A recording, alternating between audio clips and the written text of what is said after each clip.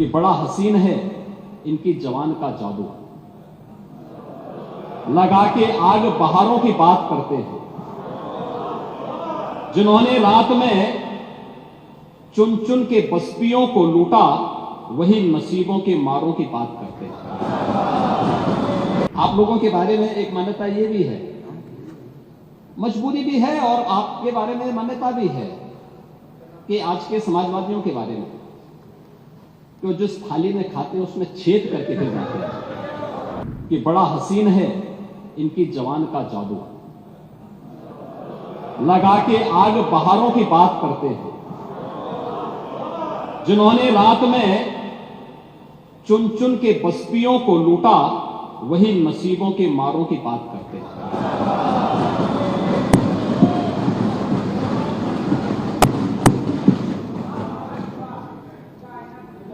महोदय, ये उर्दू नहीं है, ये सब हिंदी।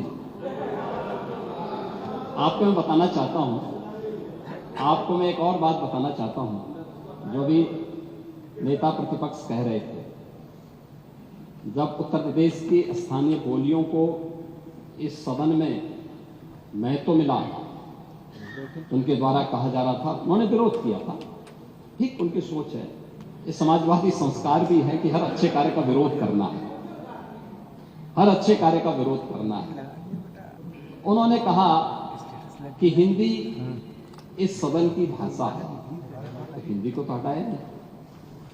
इस सदस्यों को एक छूट दी गई है कि किसी भी इन बोलियों में बोल सकता है, हिंदी में ट्रांसलेट की उसकी सुविधा मिलेगी। इस सुविधा है, थोपा नहीं गया है। दूसरा, भोजपुरी हो, अवधी हो, बुंदेली हो या ब्रज हो, पांडे जी, इनकी लिपि भी देवनागरी है, कोई दूसरी लिपि नहीं है। संविधान के द्वारा घोषित जो व्यवस्था है, उसी के दायरे में सारा कार्य हुआ है। आप जैसे उम्रदराज व्यक्ति को इसका स्वागत करना चाहिए, इसका स्वागत करना चाहिए।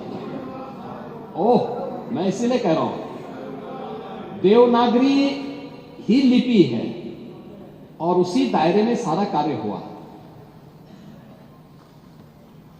और इसीलिए मैं आपके संज्ञान में लाना चाहूंगा कि ये जो कार्य है, इस कार्य के साथ हमें उसी सकारात्मक भाव के साथ जुड़ना चाहिए। मैं आपके विरोध को कभी उसका न मैं उपास उड़ाता हूं, न मैं उसको बहुत उसके साथ जोड़ता हूं, क्योंकि मैं जानता हूं आपकी आदतों, मुझे मालूम है। आप लोगों के बारे में एक मान्यता ये भी है, मजबूरी भी है, और आपके बारे में मान्यता भी है कि आज के समाजवादियों के बारे में, तो जिस थाली में खाते हैं उसमें छेद करके फिर जाते हैं।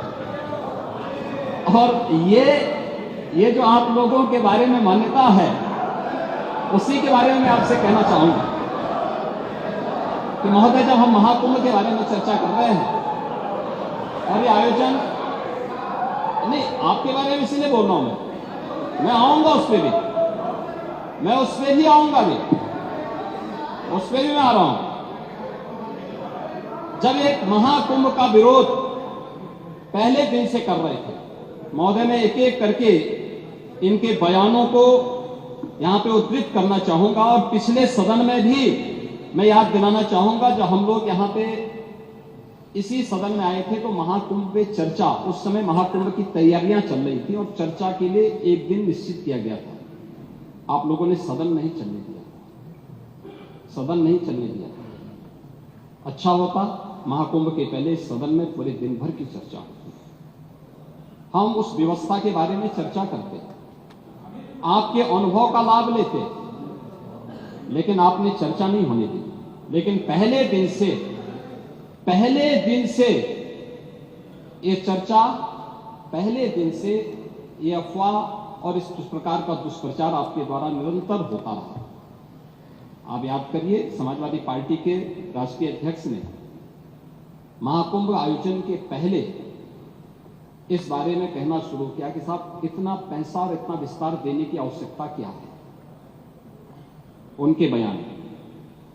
उनका बयान कि हमारी सरकार से अपील है कि बहुत सारे बुजुर्ग जो 65 साल से ऊपर और 70 साल से ऊपर के लोग हैं स्नान नहीं कर पाए। उसके बाद फिर उनके बयान आए जब शुरू हो गया। फिर लगातार अगर समाजवादी पार्टी के सोशल मीडिया हैंडल को देखें, वो आपके संस्कारों के अनुसारी भाषा का प्रयोग भी करते हैं, और जिस प्रकार की भाषा का उसमें प्रयोग किया जाता है, मुझे लगता है किसी भी सभ्य सोसाइटी के लिए वो भाषा कभी शोभा नहीं देगी। आप लोगों के अपने संस्कार हो सकते हैं, आप लोगों का अपना व्यवहार हो सकता है, लेकिन कोई सभ्य समाज और कोई सभ्य सोसाइटी उसको कभी मान्यता नहीं दे सकती। लेकिन उसके माध्यम से लगातार दुष्प्रचार किया गया। यही नहीं, ये भी मांग हुई। देखिए, आपकी पार्टी के ही नेता, आपके अध्यक्ष ने कहा कि हम मांग करते हैं कि अकबर का किला, जो बिल्कुल संगम नोच पर वहां जो वट वृक्ष है, उसकी पूजा करते हैं। सरस्वती नदी भी वहीं से निकलती है। आप देखिए, यानी अक्षय वट का नाम भी उनको नहीं मालूम। सरस्वती कूप को सरस्वती नदी कहते हैं। ये आपका जनरल नॉलेज है।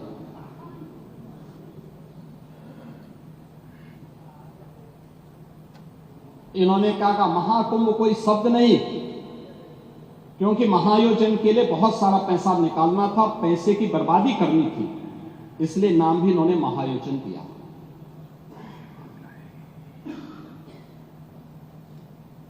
पहले दिन से ही राज्य सरकार आंकड़े दे रही है कि कितने लोगों ने पवित्र डुबकी लगाई है। जो लोग पवित्र डुबकी लगाने वालों की संख्या बता सकते हैं, वे यह नहीं बता पा रहे हैं कि कितने लोगों की जान चली गई। इनके एक सहयोगी आ रहे हैं, चिंता मत करिए, एक एक प्रश्न का उत्तर देंगे, थोड़ा पेशेंस रखिए। देखो, आप बोल रहे थे, मैं बहुत शांति से सुन रहा था, बहुत शांति से। आप ही के एक सहयोगी श्री लालू यादव जी कह रहे हैं, अरे ये सब कुंभ का क्या कोई मतलब है, फालतू का कुंभ है। यानी सनातन धर्म के इस महाआयोजन को फालतू उनको दिखाई देता है। और इनके एक और सहयोगी उससे भी 2 कदम आगे आकर के कहती हैं कि महाकुंभ मृत्यु कुंभ में बदल गया है। ये क्या है? ये क्या है? मल्लिकार्जुन खड़गे, कांग्रेस के नेता, अध्यक्ष, कहते हैं कुंभ भगदड़ में हजारों लोग मारे गए।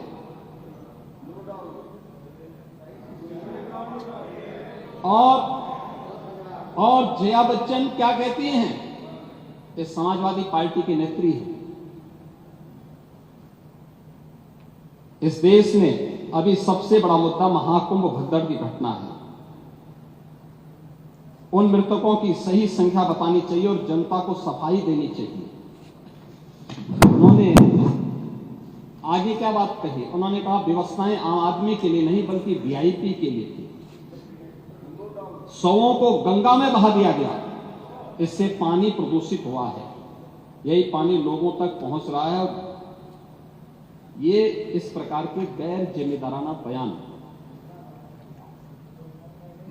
समाजवादी पार्टी, कांग्रेस, आरजेडी और टीएमसी के नेताओं के द्वारा सनातन धर्म के जुड़े हुए सबसे बड़े आयोजन के प्रति दिए गए। महोदय, मैं ये जानना चाहता हूं कि क्या सनातन धर्म का अनुयायी बनना या सनातन धर्म के किसी आयोजन को भव्यता के साथ करना क्या कोई अपराध है? उस आयोजन को उन सीमाओं के साथ, उस आस्था को सम्मान देकर के आगे बढ़ाना क्या कोई अपराध है? और अगर अपराध है तो हमारी सरकार इस अपराध को कर रही है और आगे बढ़ रही है।